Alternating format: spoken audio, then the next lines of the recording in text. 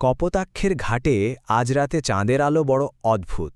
ভাঙা চাঁদের ফালিটা ঘোলাটে মেঘের আড়াল থেকে এমনভাবে মুকি দিচ্ছে যেন কোনো মরা মানুষের খুলির ভেতর থেকে এক চক্ষু দৈত্য তাকিয়ে আছে।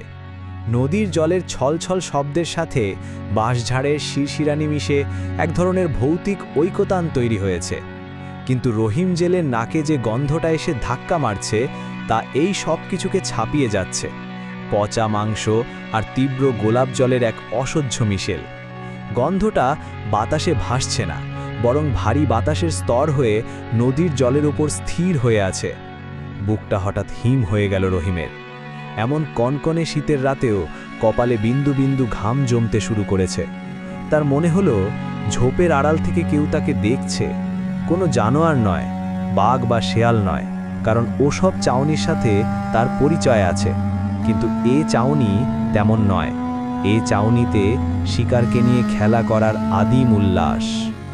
রহিম বিড়বিড় করে আয়াতুল কুরসি পড়তে গিয়েও ভুলে গেল। গলা শুকিয়ে কাঠ। সে সাহস করে ভাঙা গলায় হাঁক দিল। ক্যাড়া ওখানে। উত্তরের আশায় সে কান খাড়া করল, কিন্তু উত্তর এলো না। যা এলো তা আরও ভয়ঙ্কর।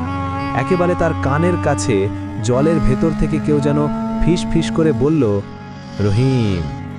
স্বরটা মানুষের নয়, শ্যাওলা ধরা পাথরে ঘষা খাওয়ার মতো খসখসে, ভেজা আর শীতল।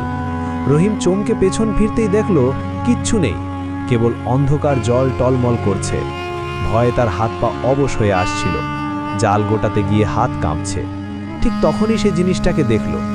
নদীর ঠিক মাঝখানে, যেখানে চাঁদের আলো পড়েছে, জলের ভেতর থেকে ধীরে ধীরে উঠে আসছে একটা অবয়ব। অস্বাভাবিক লম্বা শীর্ণকায় একটা ছায়া মূর্তি। মাথাটা মসৃণ, কান দুটো গরুর মতো লম্বা, আর চোখ, সে দুটো চোখ নয়, যেন গর্তের মধ্যে জ্বলতে থাকা দুটো অঙ্গার। মূর্তিটা স্থির চোখে রহিমের দিকে তাকিয়ে আছে।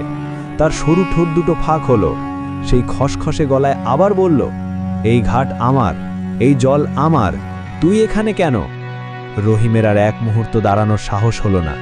জাল মাছ সব ফেলে সে গ্রামের দিকে দৌড় লাগালো। তার মনে হচ্ছিল সে দৌড়াচ্ছে না, পায়ের তলার মাটিই তাকে টেনে নিয়ে যাচ্ছে। পেছনে সেই ভয়ঙ্কর অট্টহাসি তাড়া করে আসছে।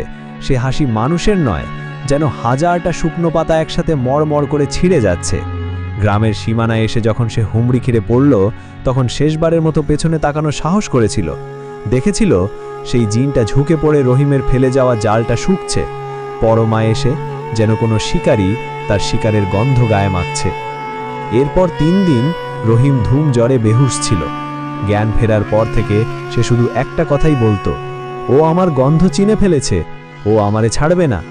আলামপুর গ্রামের আর কেউ কোনোদিন কপোতাক্ষের ওই ঘাটে যায়নি, কিন্তু রাতের গভীরে বাতাসে ভেসে আসা পচা মাংস আর গোলাপ জলের গন্ধটা মাঝে মাঝে জানান দেয় শিকারীর অপেক্ষা এখনো শেষ হয়নি।